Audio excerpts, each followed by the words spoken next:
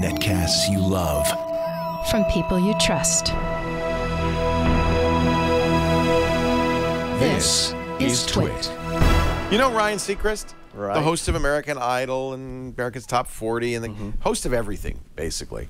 You know, does that New Year's Eve thing. Who would ever do a New Year's Eve show? That's crazy talk. Yeah. So Ryan likes his iPhone 5, his 5S, but he misses his BlackBerry keyboard. So he somehow convinced a company to make a keyboard. It's called the Typo. Now, I know one person and one person only who loves the physical keyboard, so much so that he's barely given up his BlackBerry. His name is, oh, here it is. His name is Steve Gibson. There's the Typo. I gave it away, but you gave it back already? No, we'll give it back. We talked to Steve Gibson earlier today about his experience with Ryan Seacrest's Typo.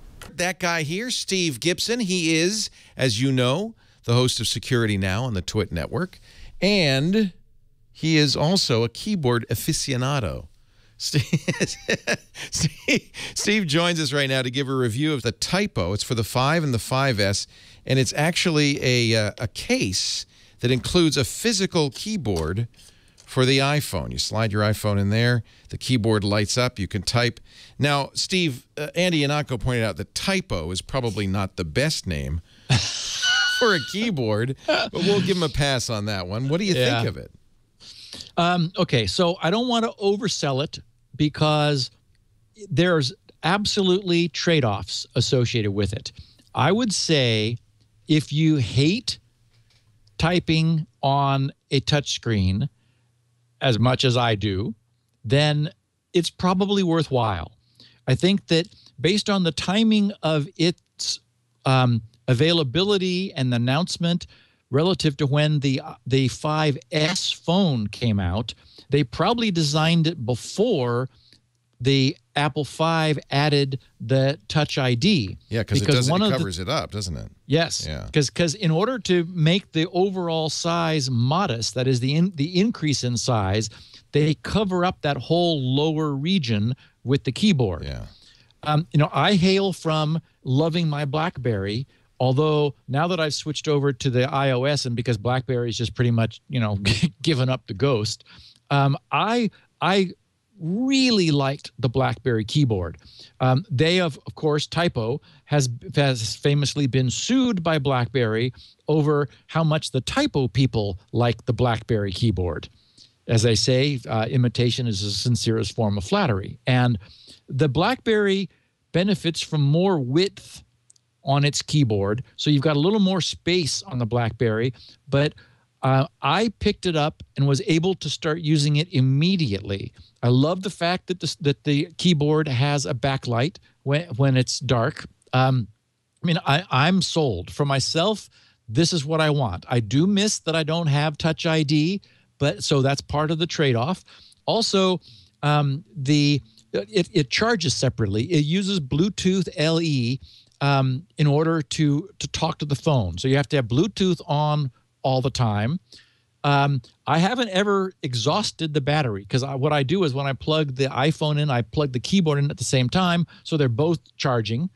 And just overall, I mean, it is, I think, a tremendous experience if you're somebody who misses your BlackBerry and sort of wants the best of both worlds. It reminds me of the BlackBerry because these are the same kind of domed keys that the BlackBerry has. It's got that sort of that funky kind of sculpture where the ones on the right are sweep to the right and the ones to the left sweep to the left. I mean, it is absolutely the case that they stole the design from BlackBerry.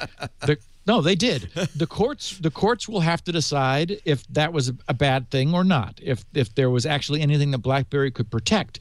And I wouldn't mind if BlackBerry made a keyboard as long as somebody does. I mean, I got a bunch of them because I didn't want to ever be without them. They're very much like my Palm Pilots. Well, and that's another cause for concern. We talked to Renee Ritchie, Andy Yanako, both of whom received them at CES, but they were prototypes, we should say, and they've gone through quite a few. They've broken, I think iMore broke 8 of them. But yours has been, have you been using it pretty steadily since you got it last week? Yeah, I have it. I've had no problems. Good. Okay.